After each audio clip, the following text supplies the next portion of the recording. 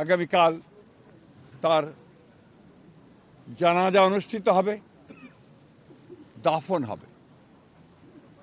জানাজার জন্য আমরা স্থায়ী কমিটি সিদ্ধান্ত নিয়েছি যে আগামীকাল দুপুর 2টায় পার্লামেন্ট ভবনের দক্ষিণ প্লাজায় যে মাঠ এবং বাণিজ্য অ্যাভিনিউ এই পুরো অংশ জুড়ে আমাদের নেত্রীর জানাজা অনুষ্ঠিত হবে। এই জানাজা পড়াবেন আমাদের জাতীয় মসজিদের খতিব অর্থাৎ বাইতুল মুকাররমের খতিব। আর এই জানাজায় যে সঞ্চালন করবেন পুরো বিষয়টাকে যিনি সঞ্চালন করবেন তিনি হচ্ছে আমাদের জাতীয় স্থায়ী কমিটির সদস্য জনাব নজরুল ইসলাম খান।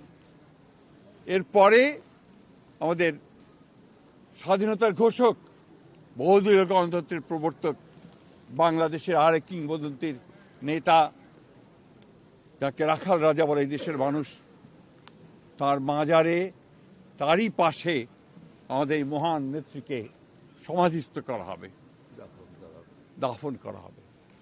আমরা সবাই অত্যন্ত শৃঙ্খলার সঙ্গে এই জানাজায় অংশগ্রহণ করব এবং যে শৃঙ্খলার মধ্যে কথা বলা হবে আমি বাংলাদেশের সকল স্তরের মানুষের কাছে অনুরোধ জানাবো আপনারা সেই শৃঙ্খলা মেনে অত্যন্ত সুশৃঙ্খলভাবে জানাজা পড়বেন এবং তারপরে তাকে দাফনের অংশগ্রহণ করবে, যাদের দায়িত্ব তারাই অংশগ্রহণ করবেন।